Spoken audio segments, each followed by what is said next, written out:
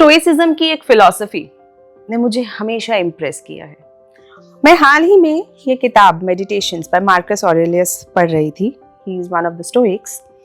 और बहुत सुंदर बात इसके इंट्रोडक्शन चैप्टर में ही लिखी हुई है।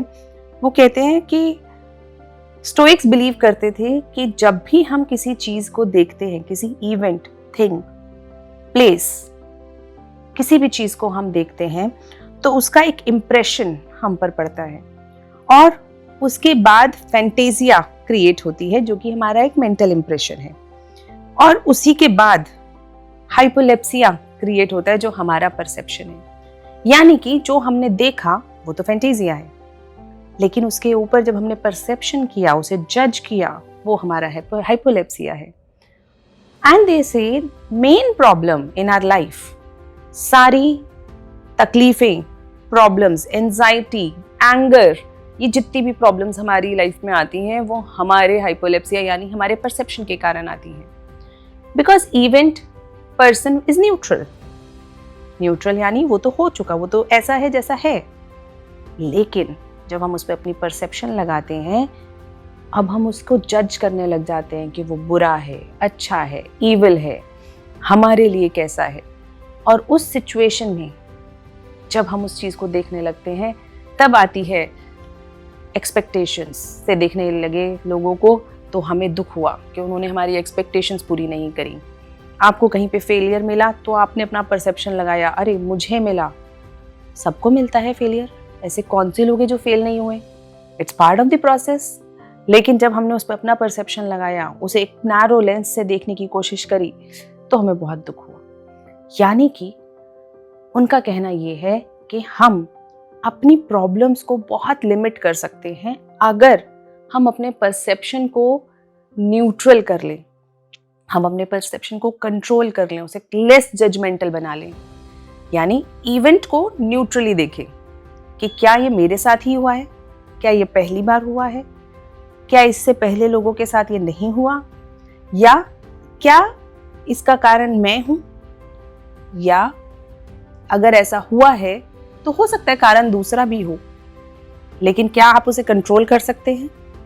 ये 5 सवाल जब आप अपने पूछेंगे तो आपको रियलाइज होगा कि बहुत सारी सिचुएशंस, बहुत सारे लोग जिन्हें आप अभी तक जज करते आ रहे थे, जिनसे आपको दुख पहुंच रहा था, वो दुख पहुंचना बंद हो गया, क्योंकि आपने अब सिचुएशन को वैसा देखना चालू किया जैसी वो है।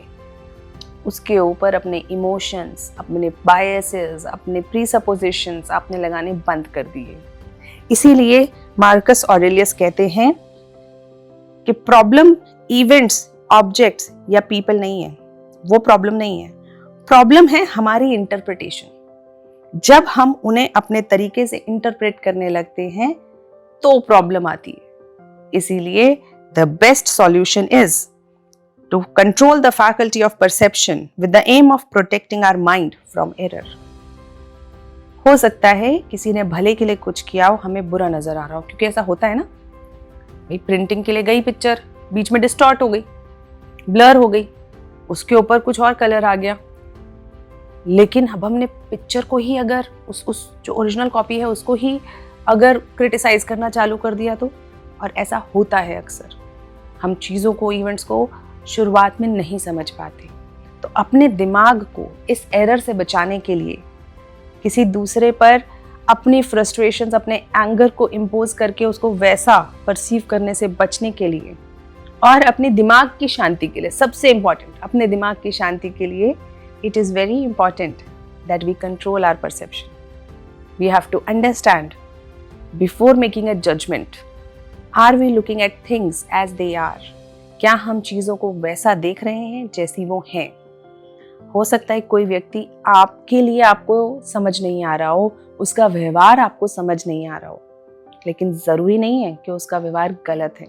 हो सकता है उसके पर्सपेक्टिव से वो सही कर रहा हो, क्योंकि उसकी सिचुएशन भी हमें समझनी पड़ेगी। इवेंट बड़ा दुखदाई लगा, बहुत परेशानी हुई, ब्रेकअप हो गया, फेलियर हो गया, एग्ज़ाम पास नहीं हुआ, किसी के साथ आपकी लड़ाई हो गई, कुछ भी हो सकता है, लेकिन ये सारी सिचुएशंस हमें वैसे देखनी है जैसी वो है। हो सकता है आगे के लिए बेहतर हो सकता है ऐसा ही होना सही हो। So let us try and understand the stoic way of looking at things, to look them as they are, और अपनी एक्सपेक्टेशंस उस पर हम ना थोपें। One of the very important ways of having a peaceful mind and staying happy. So I hope you all stay happy.